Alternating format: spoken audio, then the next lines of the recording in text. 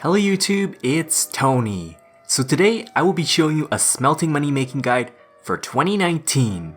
What I will be smelting are Elder Rune Bars. And yes, these are the new bars that came out with the mining and smithing rework. You can smelt at any furnace you like, but I like to use the Artisan's Workshop just because there are so many people around. It all comes down to personal preference. In order to do this, you only need 90 smithing. However, I do recommend the following. First, you want to have 94 smithing because this way you can smelt faster. I would also suggest Rework Armor 4. In addition to this, you should complete the Dimension of Disaster hard tasks. Here is my equipment setup. First, I'll start with the modified blacksmith helmet. Now, there's a 1% chance you can double the bars when you're smelting. Yeah, it's pretty awesome, eh? Then we have the smelting gauntlets, and these ones are the replacements of the goldsmith gauntlets. You just want to fill the rest with blacksmith gear. In case you're wondering, yes, it does retain the Rework armor effect. Grace of the Elves is optional here, but it does have the prayer drain right here. In my inventory setup, you want to bring a lot of prayer potions. Now, the decorated smelting urns, well, they're a little bit hard to buy off the GE, but if you want to get extra XP, then by all means, go ahead and do so. Here is the strategy. First, you want to right click and deposit all these ores and bars to the furnace. You can use noted items as well. In order to smelt an Elder Rune bar, you need to have a regular rune bar, the dark as well as the light mica ores. You want to turn on Superheat Form Prayer. Normally smithing will take 3 ticks. What this prayer does is that it speeds up smelting by 1 tick. When you're smithing, I know the interface is a little bit complicated here, but you just want to click Begin Project. Now make sure it's selected to Elder Rune Bar because that is what you're going to be smithing. As you can see right here, it is somewhat AFK, although it's not fully AFK.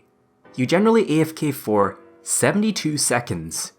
So for anyone who's wondering how do you smelt 60 bars at once, well, you need to wear the smelting gauntlets. When you're smelting these bars, they are automatically deposited to the metal bank. You have to click an anvil in order to withdraw these bars when you have finished smelting all of these ores. So Tony, don't you think superheat item is better because it's faster?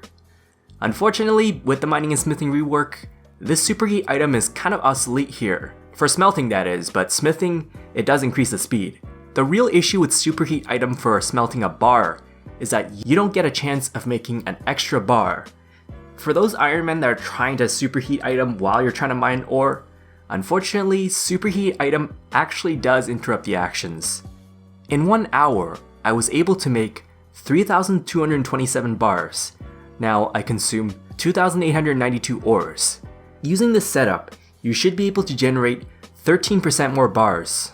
So yes, it is on par with my calculation, although I kinda got a little bit unlucky here. The XP per hour you can get from this is 78k smithing XP per hour. I mean, it's surely not the best smithing XP per hour, and it's actually very slow to a main account standards. On an Ironman account, yeah, you probably have no choice here. In terms of the pricing, I bought these mica ores for 8.6k each. Now for the rune bars, I got them for 4.6k. I was able to sell the Elder Rune Bar for almost a whopping 21.9k. With that being said, based on how much I bought these ores and the rune bars and then sold the Elder Rune Bars, I would get a profit per hour of 7.2 million. Yeah, it's honestly really amazing. Now the prices are gonna easily change, but yeah, for now this is actually a semi-AFK money making method.